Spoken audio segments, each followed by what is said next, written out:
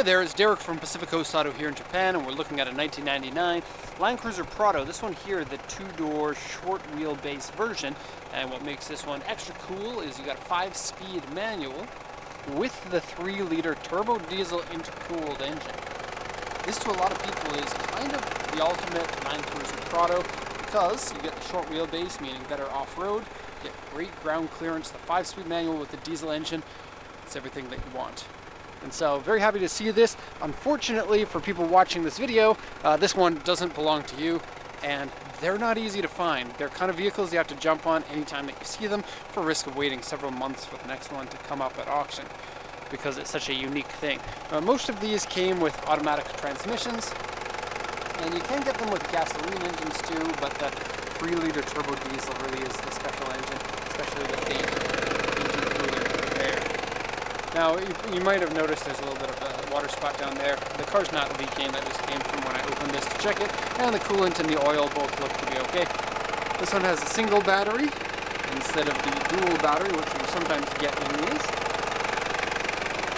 And that's a nice big intercooler with ducting in the hood. Now, unfortunately, it doesn't have a hood scoop. I would have loved it if it had a hood scoop, but instead the scoop is built into the grill. So you can see here, there's one on the other side too, and so the air comes in through here, goes into here, and then gets through the intercooler that way. There's also screws missing on this, so it's a little bit loose, but when it's pushed down, it's going to be flush, and you won't lose any sort of performance because of it.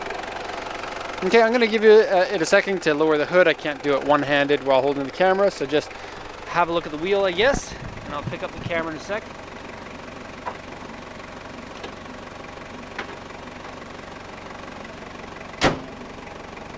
Okay, so a lot of people are wondering about price. We don't tell the price in these videos because this is somebody else's vehicle and prices tend to fluctuate. Land Cruiser Prado diesels can be a little bit hard to get the price right because they come up so infrequently with the 5-speed manual. But if you are interested, you can send us an email, then you can talk about prices. Just right now, we're not accepting any new emails until the 25th of April 2019, so sorry about that. We just have way too many customers at the moment, and we have nearly doubled our average sales this month. Okay, so this one here is the auction inspection sheet, and I'll quickly translate this for you. Because the vehicle's in really good condition, there aren't very many notes on here. This is kind of top 5% of conditions for this vehicle, I would say. So it's a 1999 Land Cruiser Prado RX. So the RX is the short wheelbase version. It's a 5-seater. Long wheelbase has 7 seats in it. Auction grade 4, interior C. It's a one-owner vehicle, and that's provable with registration papers. Still had plates on it in Japan, meaning it had its last mechanical inspection. Let's see, 2020 January, so 2018 January would have been the last time it went through the mechanical inspection. Comes with 2 spare keys, and the only note on here is the interior is dirty. And then if you look at the body diagram here, there's an A2 here and an A3 here. I'll quickly show you those before we do the once around.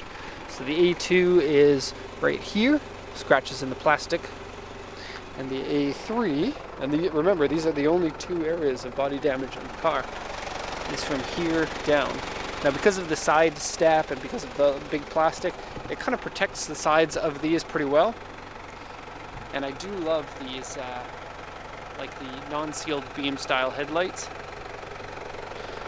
Because usually the Land Cruiser has like a full glass thing here. This makes it look a little bit more classic and, in my opinion, pretty cool. There also says here A2, which is medium scratches on the front bumper, but cool yellow fog lights. I can't really see these scratches anywhere on here. Okay, so we'll do a once around. I'll show you that mirror in a second. It's very cool. So I took it for test drive, which I don't always do. I just needed to move this one, and it drives fantastically. And it especially feels great using that 5-speed manual. I used to have a Toyota pickup truck with a 5-speed in Canada and loved it so much. And this one here has higher ground clearance than that stock, shorter front and rear overhangs because the bumper's tucked up nicely, and so pretty capable vehicle as it is. These things are incredible when they're lifted. They look so manly and so scary. And I had this next to a Forester that I was sending off this morning. It looks a lot more aggressive than a Forester, and a lot bigger too.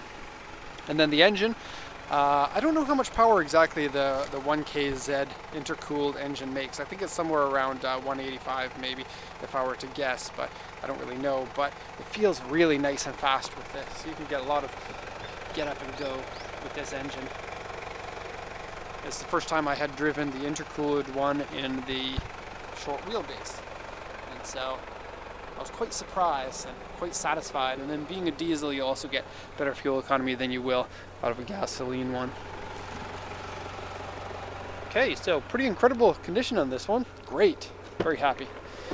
So the back door opens sideways like this, which is kind of cool because like 70 series Land Cruisers, they have the barnyard opening doors, which means you can't put a bigger tire on. This one you can put whatever size tire that you want onto the back if you're going to lift it.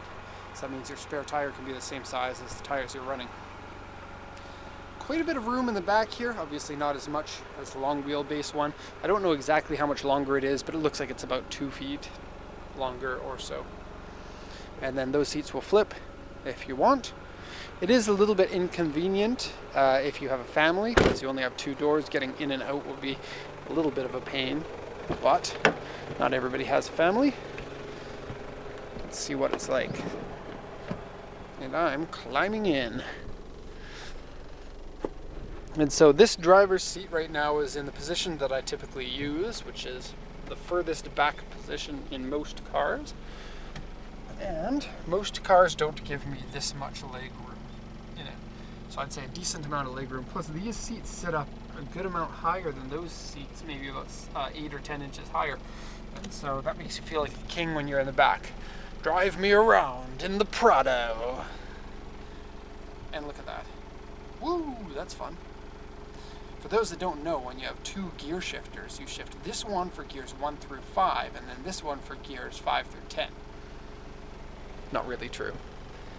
I guess some people are wondering why it has 2 shifters, but one of them just changes between your 4-wheel drive and your 2-wheel drive and your low gear ratio. And so you shift, in case you didn't know, I just kind of take it for granted that everybody knows everything. For those that don't know what the low gear range is right now the vehicle drives like a regular vehicle, but when you're going climbing, you might need a little bit more power, and so the low gear ratio changes it so that you get more power to go to the wheels, and the car will be slower if you're driving on the road, which you never would do in a low gear range, but for 4x4 it gives you a lot more torque that's going to be put down to the tires. Okay, good clean door cards. The floor mats are dirty, but look at this, almost no wear on the steering wheel.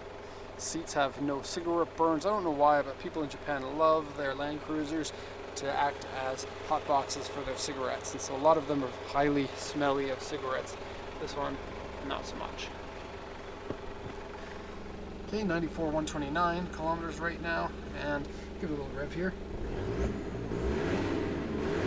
Man, it sounds nice when that turbo comes in. And the turbo comes in pretty low, somewhere around 1500 RPM. Analog clock. This is not for people who are too stupid to read analog clocks. That sounds mean, doesn't it? People who haven't learned yet how to read a clock, because I know there are some of them out there. Okay, and this is a really strong transmission. It feels really good to go through the gears. Feels like it's never going to break. Very nice.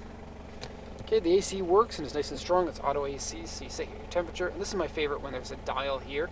That way, if you're like, you want to go way down, you can do it immediately without push. It can be very annoying. Comes with a tape deck. Ooh, there's a tape in there. How do you use it? I don't know. Tape.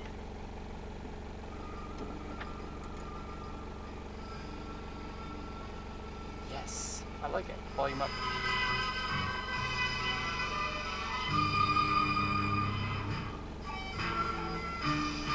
Oh, the next owner of this vehicle is going to be so happy. It sounds sort of like Japanese. It's what's the word for that? It's like old style Japanese music, sort of like country music, but in Japan. Cool.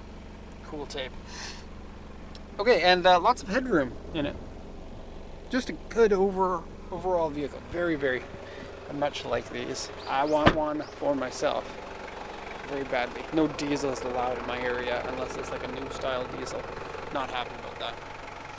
So there you go. If you have any questions, let me know. And look at the cherry blossoms. Woo! If they will get focused. There we go. Now look at the Prado. Now back at the cherry blossoms. And then at the BB. Hey, how you doing? I'm fine, thank you. Alright, cool. Alright, so hope you enjoyed the video. If you have any questions, please let me know. Otherwise, thank you so much for watching, and have a nice day.